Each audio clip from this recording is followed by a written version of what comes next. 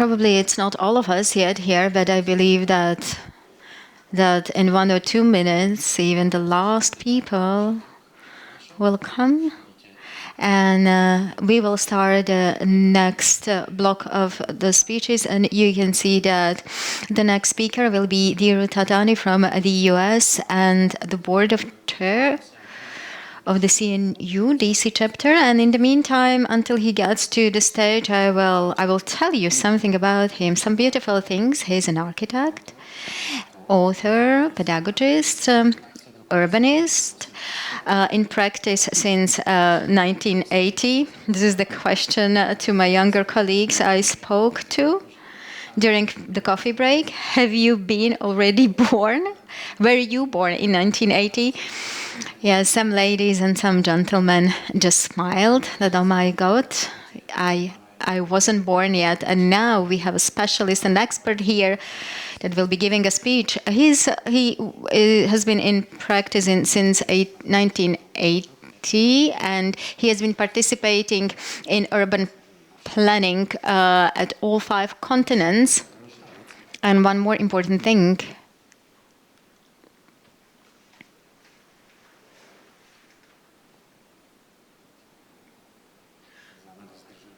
Yeah, I'm just keeping the time.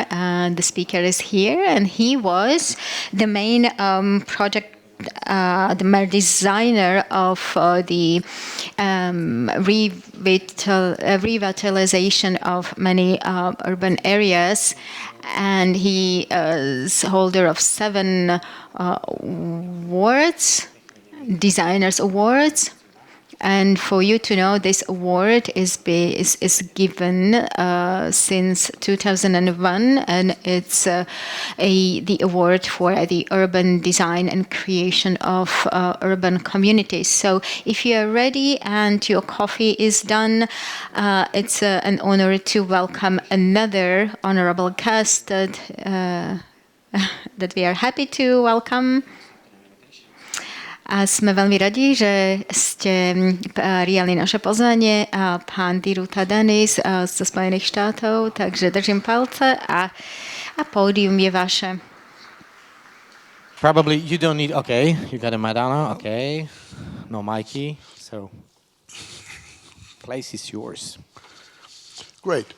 Thank you for the invitation to be here, and I'm honored. This is my first time in Slovakia. So my presentation is analog, not digital. I'm following 2 digitally heavy lectures on which has a lot of data. Mine is mostly based on observation with a sprinkling of data. So Jan and Angelica, forgive me if I generalize a lot of what I observe and my conversations with various people. But that's just how it goes. Secondly, I'm a recovering architect.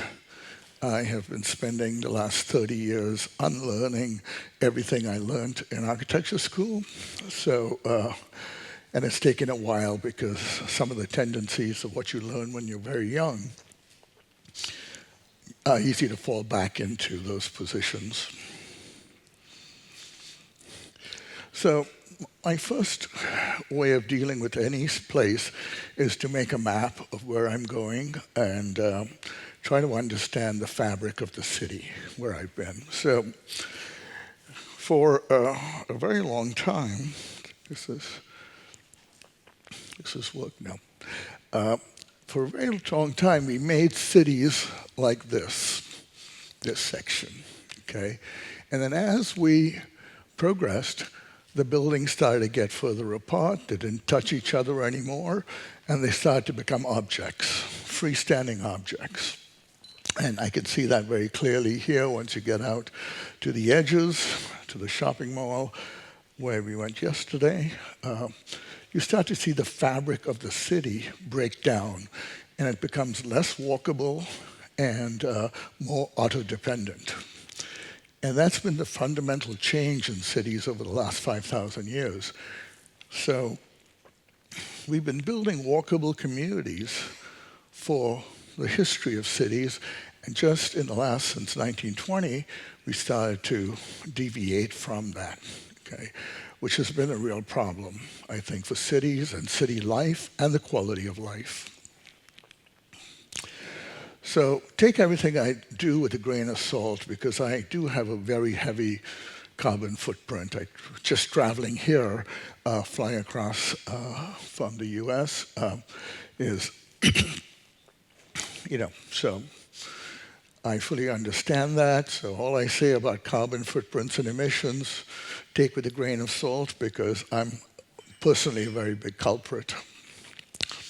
So these are my laments, and I've taken the liberty to translate them. I might not be totally correct in the translations, but first off, those who study and learn from history have no choice but to live with those who do not, okay? And we suffer the consequences of living with ignorant people who keep repeating known mistakes.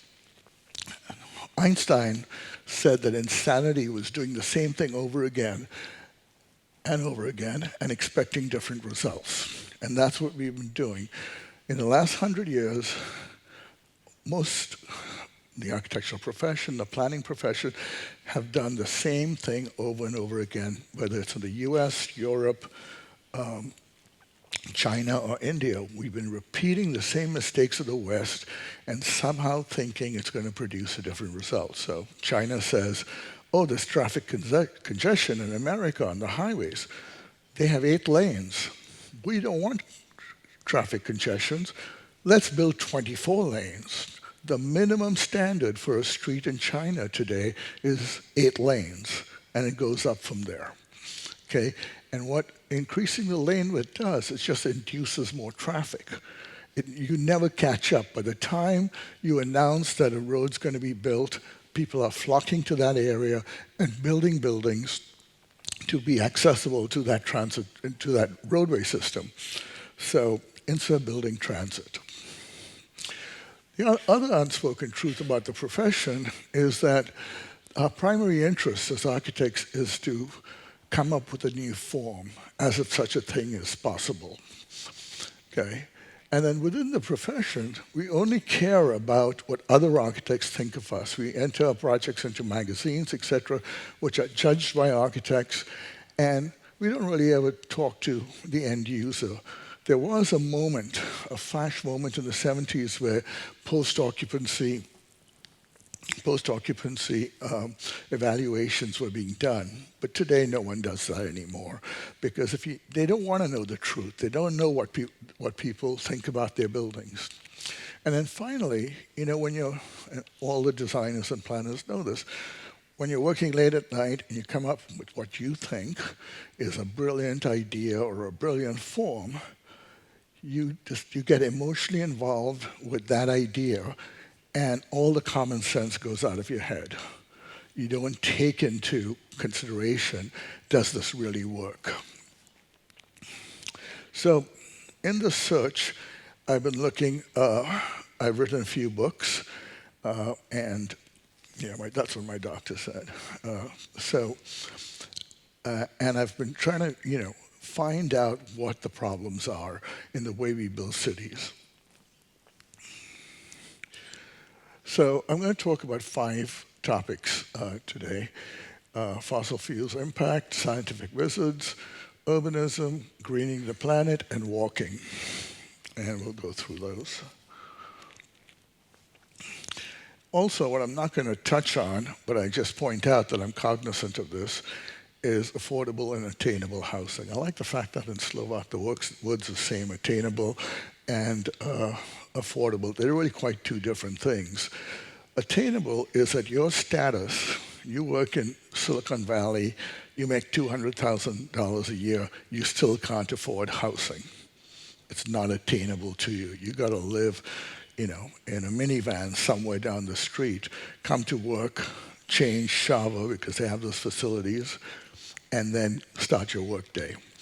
Okay? And at the same time, affordable is related to your median income, and we just don't provide for people who are making the minimum median income, the lowest form. So fossil fuels, we have known the dangers of fossil fuels since 1966. President Johnson used to have a scientific committee that basically stated that, fossil fuels temperature rise was going to affect the planet. And what we've done is wasted 58 years. Imagine if this organization existed 58 years, how much good it would have done by now. We would not be having this conference. But we've literally wasted 58 years since that report came out. I was a student at the time, and we experienced the first gas shortage, where you could, gasoline in America went over $1 a gallon, which was unheard of, and it was a limit on how much gasoline you could buy.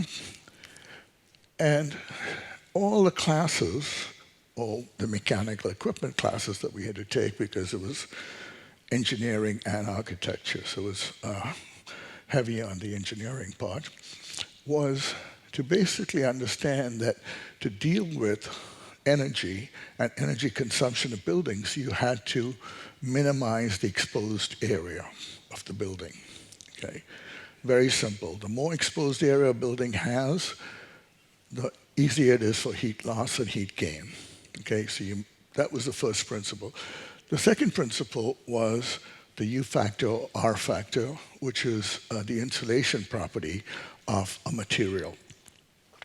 And then finally, the temperature differential that you wanted to achieve between the outside and inside. And that, at least in the British system, area was in square feet, U was an inverse of R, temperature difference was in Fahrenheit, and that gave you the BTUs that you needed to heat and cool that building. A very simple formula. Now it's gotten much, much more sophisticated. Of course, we talk about infiltration of air into the building, etc. It's become incredibly complex, but that basic notion is still valid today. Okay.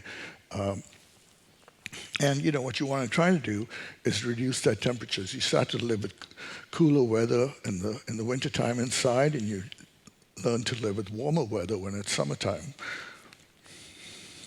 What's interesting is when this happened in 72, 73, nobody was talking about cities, because as that little chart shows you, in terms of the exposure, a single-family house, which is 160 square meters, let's say, has 370 square feet of exposed surface, and that's a simple box, not anything that's gyrating and moving back and forth.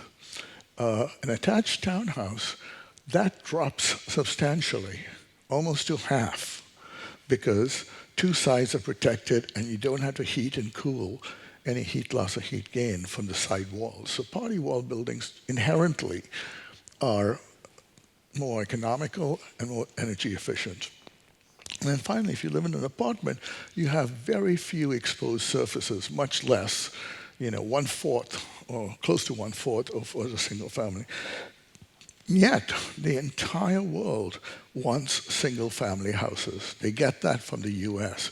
Everybody thinks they want the American dream, but that's just a fallacy, because when you buy a house in America, and I'm talking from an American point of view, you are only paying 17% of the cost of what that house will actually cost you over 30 years.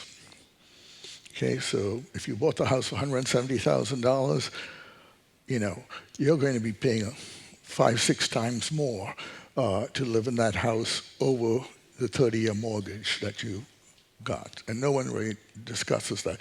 And America, for the most part, American cities were built with row housing, the efficient type of housing. And older cities here were even more efficient, because not only were they row houses, but they were apartments. So you got much more energy efficiency living in an apartment.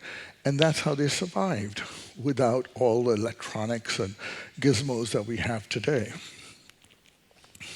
In 1977, people like Dr. Hansen spoke to Exxon and was hired by them And they basically talked about the potential increase by 2050 of 5 degrees to 5 degrees.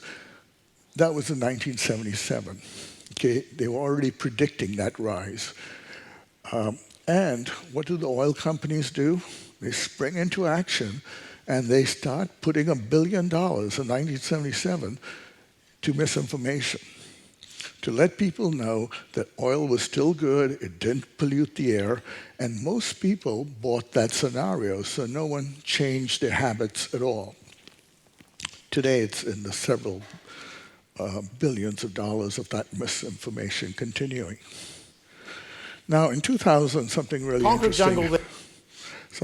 interesting happened, and that was we realized that somehow through a metric, it was the World Bank and various organizations said that half the world's population lives in cities. Now that's a metric, okay? In 1900, there was only 10% living in cities. 2000, 50%, and projected 75% by 2050. And China is doing an incredible job converting rural citizens into urban residents.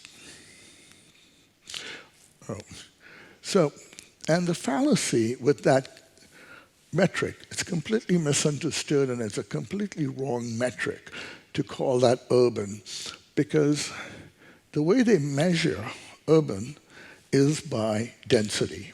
How many people live in a square kilometer? And that's how density is measured. Urban is much, much more than that. And that's really the focus of my talk, is that urbanism is the most efficient form of habitation. Okay? And what we've been doing, following this metric, those people, those 50% of the population that supposedly lives in urban areas, do not have the quality of life of urbanism. It's just a metric, and it's a metric that everyone feels good about. Okay, this is, and what happens is Siemens and all the big corporations all of a sudden jump into this arena and say cities are important. The World Bank changes their programs from rural sites to urban sites, okay, and things like that. Again, all measured as data-driven metrics, not the quality of life. So the good thing that actually came out of that study was that it was reported that by 2050, we would need 3 billion more housing units on this planet. Now, this is from 2000. So in 2000, 7.1 billion people lived on this earth. 1/3 of those people did not have access to water in their homes. Just think about that. They had to go outside somewhere else to bring water into their home for cooking or anything else. 2/3 of that population lived in what the World Bank says is insecure housing. Means they're rental or insecure that they could be thrown out anytime. They didn't have ownership or a contractual agreement for renting their unit. So that's 2/3 of the world living in that precarious situation, 1/3 without water. So, and at the same time, lots of data came out that the globe, the earth that we live in, the tank is half empty, okay? And it's only going to get less, okay? So that again also was ignored because they said, oh, we can do, fracking and we can do all those sort of things to get fuel out. What they didn't realize that it was going to be, fracking is 17 times more expensive than pulling oil out of the ground.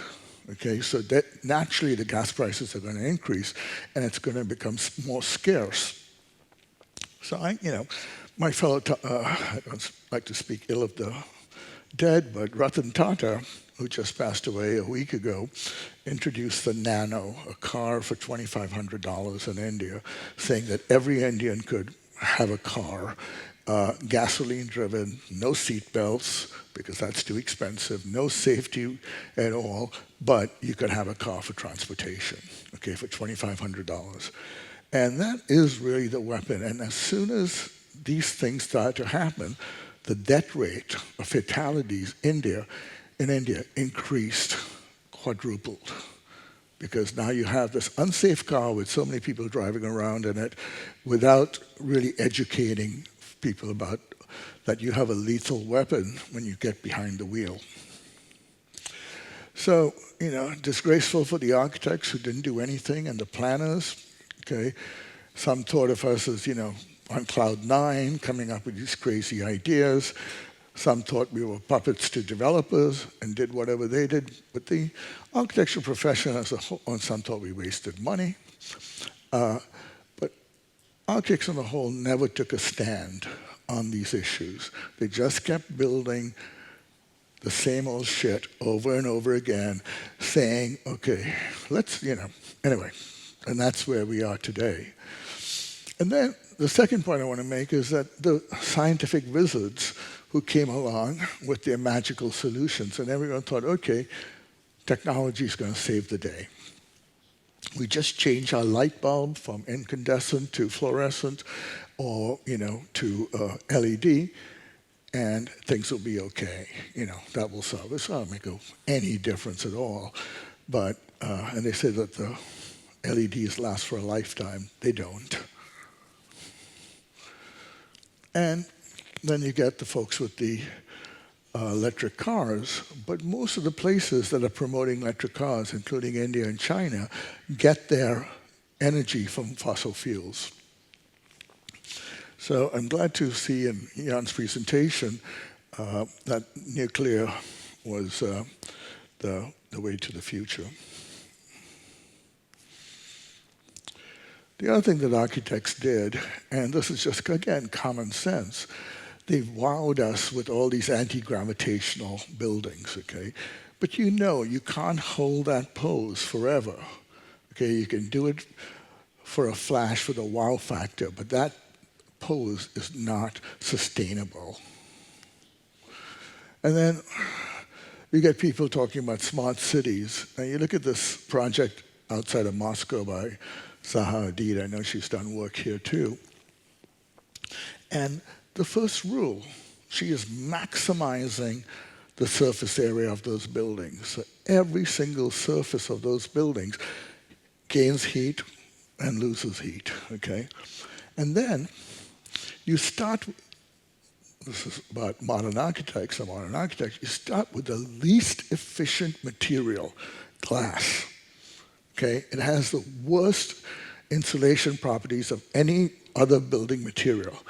And then you say, oh, that's true, let's double glaze it and get 2 sheets of glass. And glass is a very energy reliant to make glass, takes a ton of energy.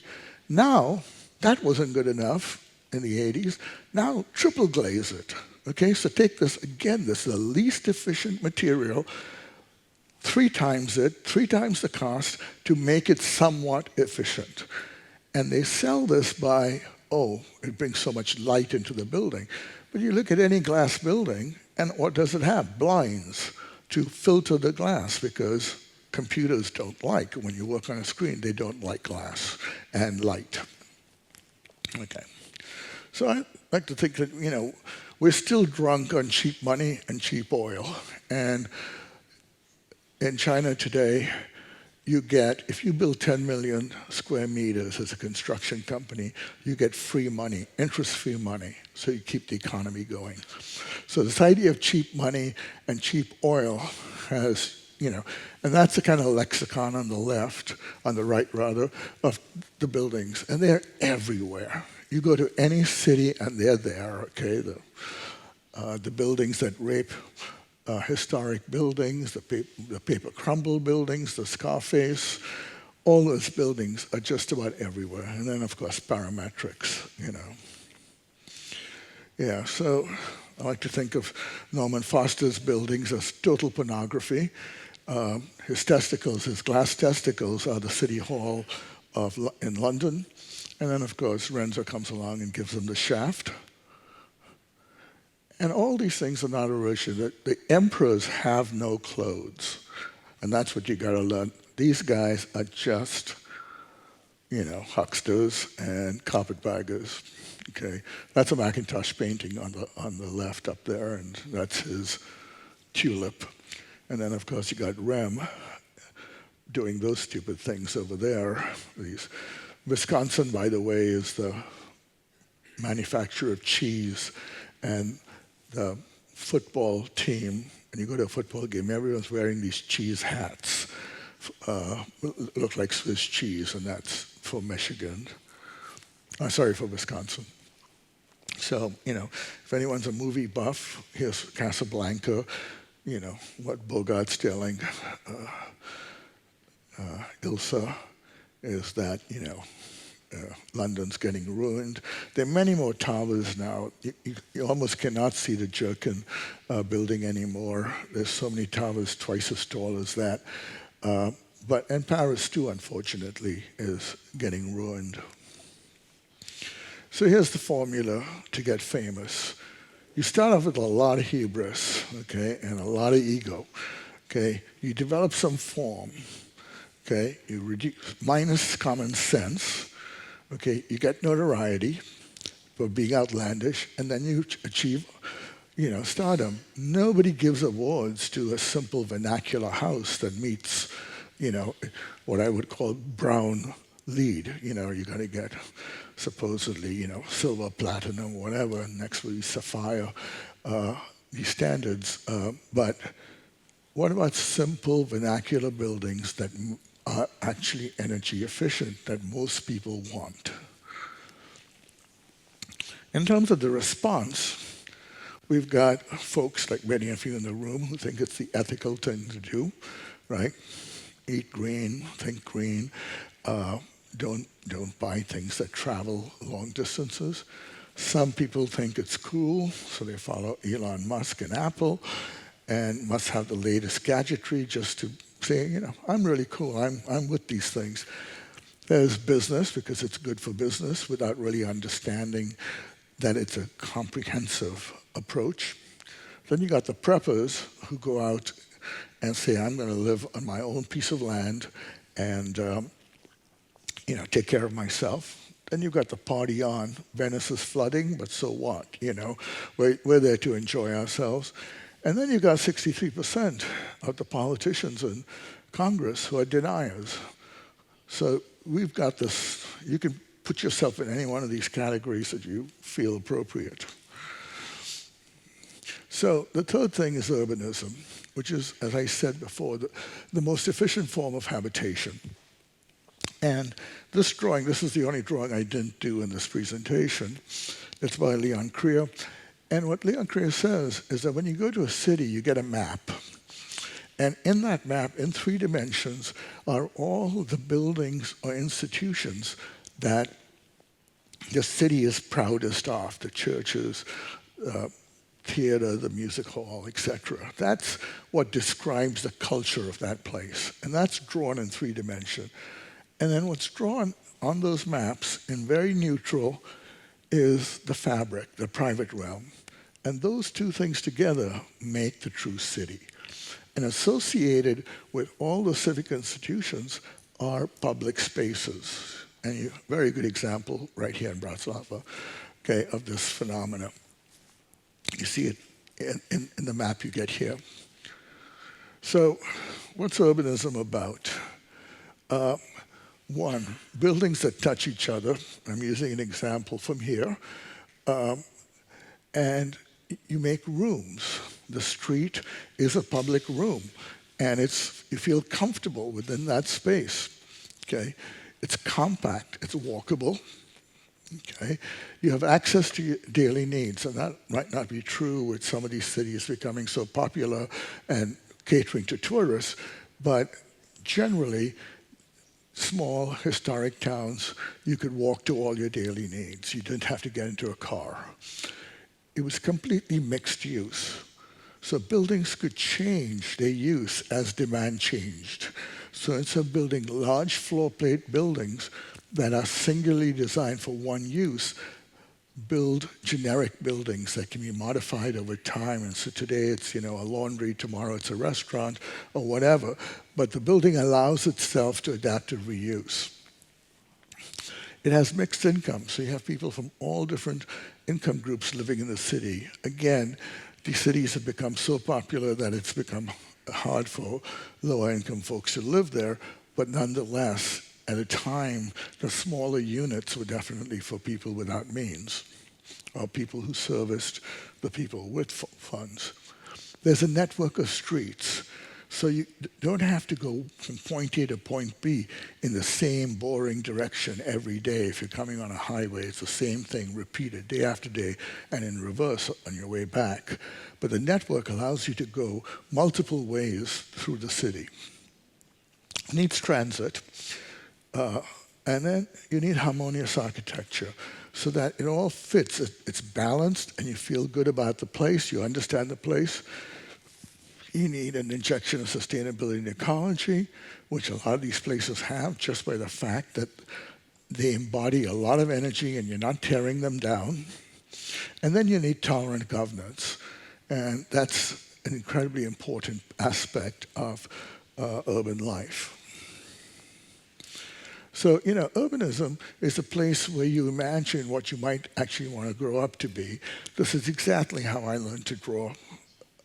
I saw somebody, when I was 5 years old, drawing from my balcony, looked down, I saw somebody making a drawing, I went down, asked him what he was doing. He told me he was making a sketch, and he handed me a piece of paper and pencil and said, listen, you can do this too. And I've been drawing ever since. It also exposes the young to imagine possibilities, that they might want to emulate in life. It's also the exchange of ideas, culture, and goods. And then it's about these serendipitous encounters. Yesterday when I was at Jan, we ran into some friends of his that he knew in the city. And that's what cities are about. It's not about planned visits. It's about an environment where you can run into different groups of people, different status, different levels, etc. And, strike up a conversation or get directions or meet your future wife.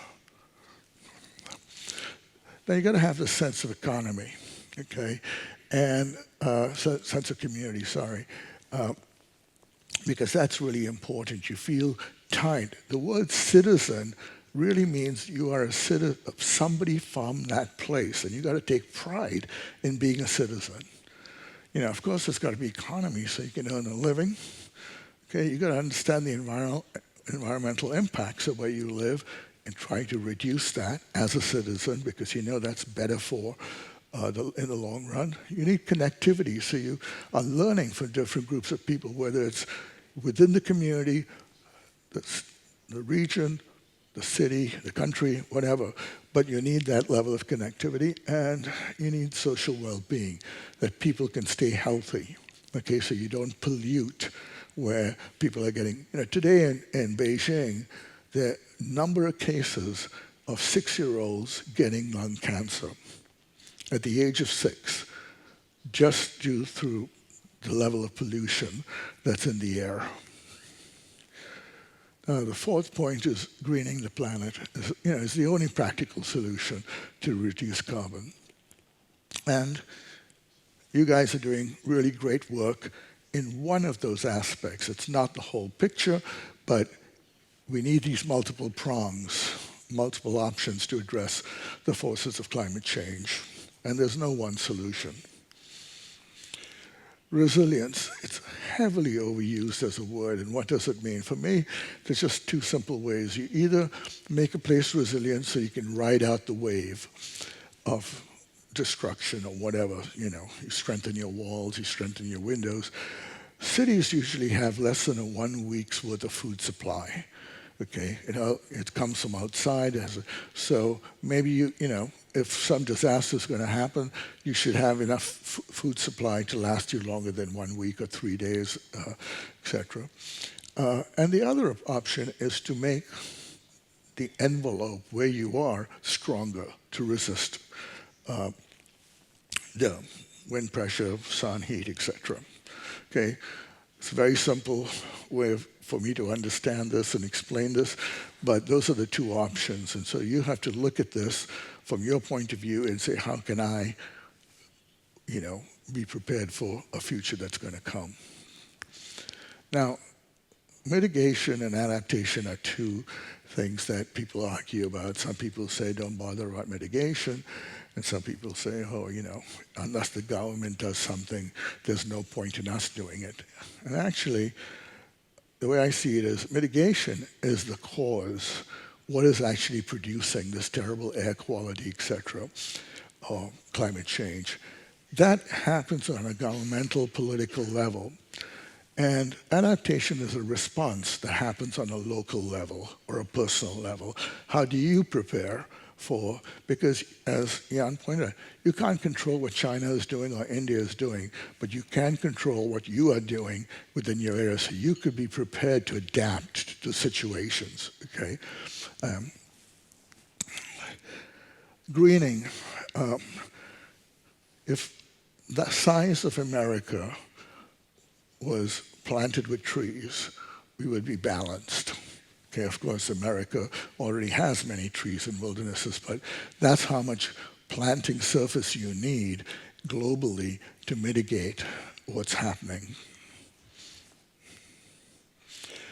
Now, I'd like to kind of remind people about this, especially all of you under 35. Your actions, you've enjoyed the shade of a tree that you did not plant. You live in a house that you did not build. And this suggests that your actions today have a profound impact on future generations. And so, it's the younger generation that really is responsible, because our generation did a terrible job of this, okay? And so the only hope now is for people, in their 30s, taking this mantle and running with it, because it's going to greatly affect your future lives and your grandchildren. The other aspect about green is the amount of food that we waste. 50% globally of the food that's produced is wasted. So, every time you eat one strawberry, realize that one strawberry is going in the trash, okay? Because we just can't get that food to the right places where it's needed. And just in your own process, from the farmer to the truck, to the big delivery truck, to the grocery store, to your refrigerator, you waste at every single level. Okay? And if you are auto-dependent, think about this, if you're auto-dependent, you buy food for a week or two, and sometimes you just don't feel like eating the broccoli or whatever, and that goes to waste. Okay?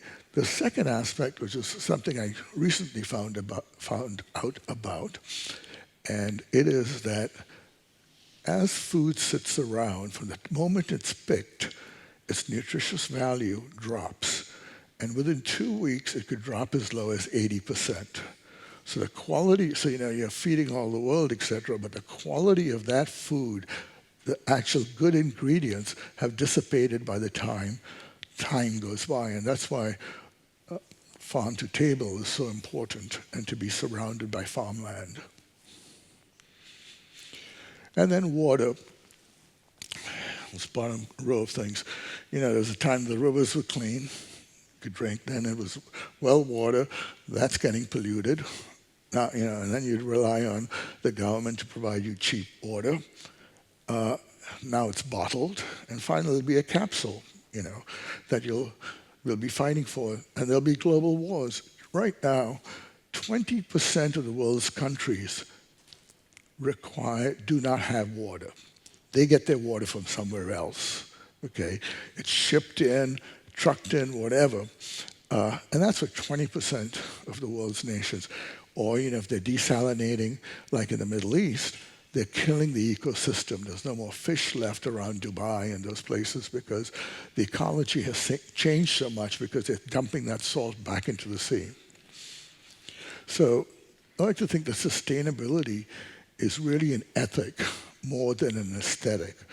And I hope that the green movement doesn't fall into that trap, that it's, starts to say, put propellers, put this, and show that you're green if your ethics are not in your actual business plan.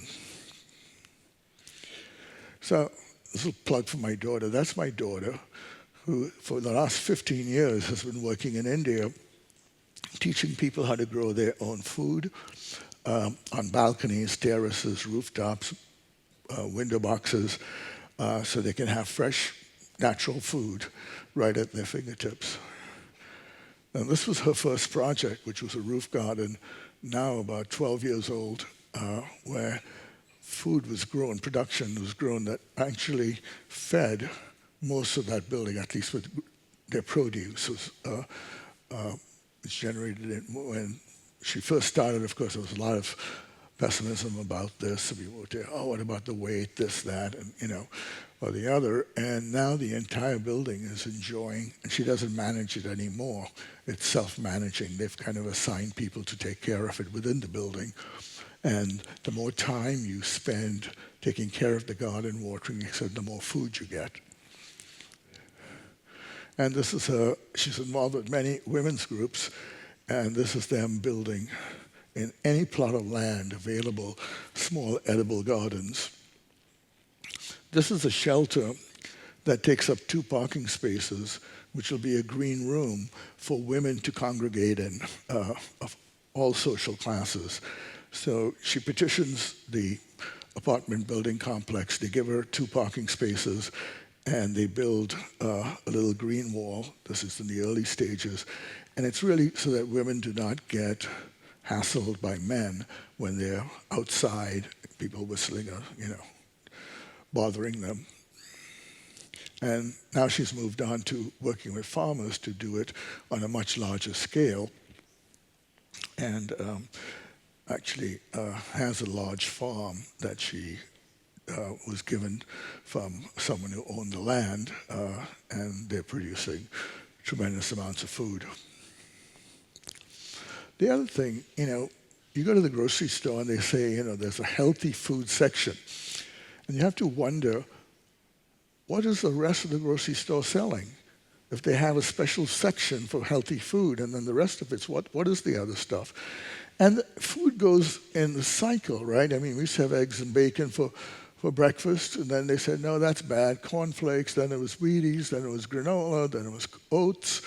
And this cycle goes on. You have to disprove the last thing so you can sell the new thing and change your habits. And this has been kind of course, there's the avocado toast that all the hipsters want, and then there's the immune system stuff.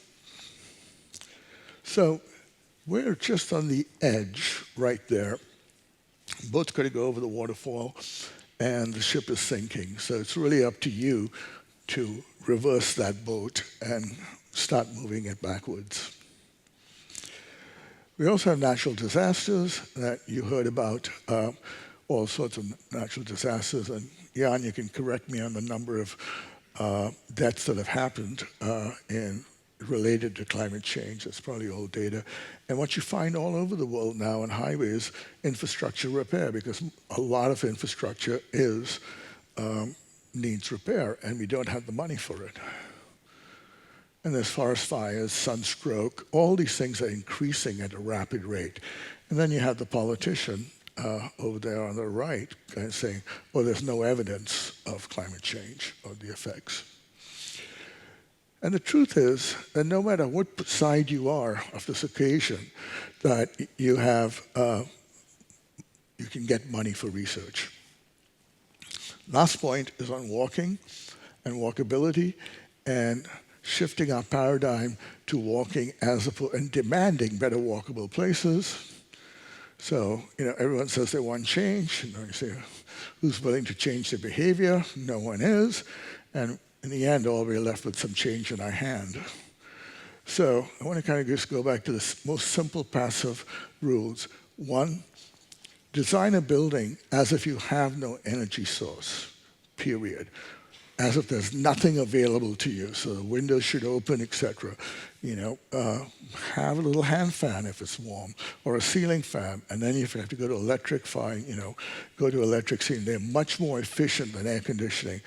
And at worst case scenarios, use your air conditioner. The best machine, the best piece of technology is most efficient when the switch is off. That's the most efficient use of energy, okay? When you can turn that switch off, Don't listen, oh, it's 20% better than this, and 20% better than what? Just turn it off. And finally, I'm going to make a plug for beauty, because that's going out the window. We are not building beautiful places anymore. Okay, walking through that shopping mall, there was nothing really beautiful about that. It was just high-tech new nonsense. There's beauty in nature, and we all love to go to these places and admire how wonderful they are. There's beauty in this combination of architecture and nature. There's beauty in the plans that we can make. This is the plan of Jaipur in India. This is not beautiful, okay, but this is what we are building everywhere possible. This is a plaza, and then someone came up with a bright idea to make it more exciting and painting that white ribbon across it, like as if that's going to make any difference. This is beautiful. Okay, these are the kind of places we used to build, grass, trees, and for people to enjoy. This is infrastructure that's beautiful. Okay, the entire city gets its recognition by that bridge. The buildings on the right are by La Trobe, and they're pumping houses at the base of Philadelphia. As you cross the river, you see this, and that's the Art Museum. So this infrastructure makes composition with the Acropolis, the Art Center. Places like this are beautiful. I don't think the stuff on the waterfront really contributes much to the city, but there's a clear hierarchy here. You can see the churches, the castle, etc., that explains a lot about the context of the place. Some of us are fortunate enough to go to these places that inspire you to think that life is worth living, or even something like this, a simple fountain, so people who do not have the opportunity to travel have something beautiful in their town. Okay, and you really have to think about the less fortunate people who need something beautiful to inspire them, like, a rainbow or a simple fountain. And that's all I have. Thank you.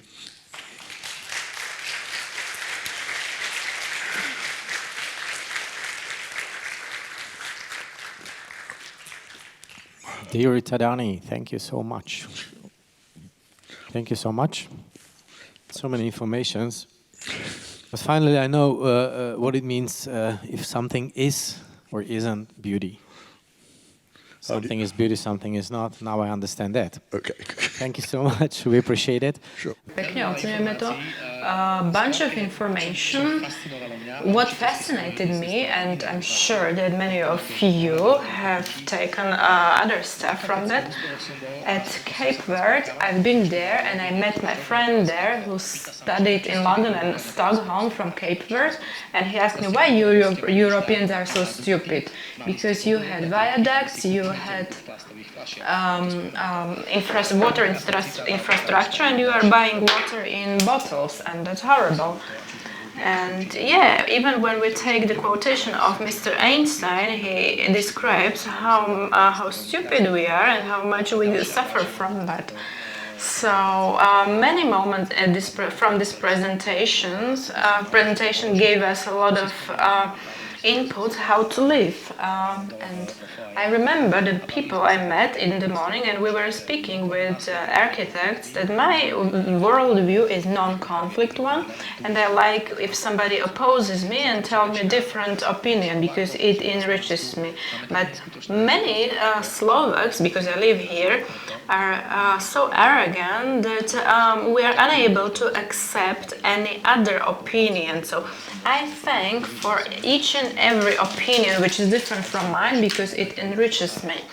And last sentence, there is 360 degrees in a circle. So if there are 360 vectors in a circle, so just imagine how many vectors are there, what the sphere is able to do.